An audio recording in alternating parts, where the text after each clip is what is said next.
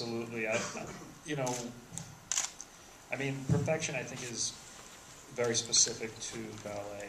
You know, it's classical ballet. The word classical is there, like it's in classical architecture, where, you know, there's an actual proportion for what an ionic column should look like.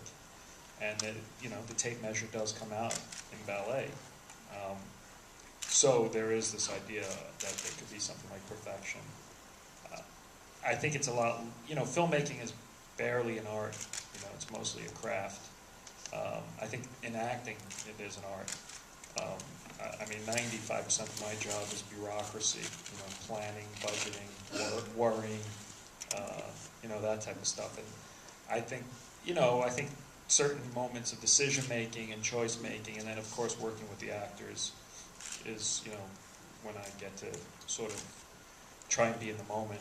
And I think that's kind of the closest, you know, just trying to be present and using the tools that are at hand to make the best choices possible and get as much done in the limited amount of time you have is sort of where you can, you know, be perfect. But of course, there's many ways to do it. So it's just about, you know, it's just about being present in that zone. I call it kind of, it's like looking for that Michael Jordan. There's this great, you know, photograph of Michael Jordan. It was one of the slam dunk contests, and it was shot with this really large negative.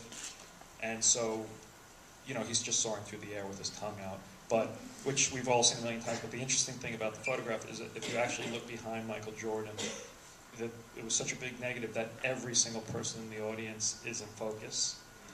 And you can see the expression, and every single person in the audience is staring at Michael Jordan.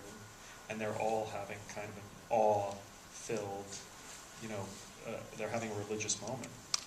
And I think that's why we go to see Michael Jordan, or we go to see a great actor. And so I think that, because when they get there and they're sort of channeling all the technical stuff and forgetting where they are and just sort of being present, you know, that's when it's great. And as a director, you get a few moments where you actually are thinking, because you're not just thinking about the performance, you're thinking about the camera, you're thinking about the light, you're thinking about, you know, the boom dipping into the shot. I mean, there's a million things, but you can sort of get into a zone where it's all kind of clicking and it feels right. And that's kind of what you go for.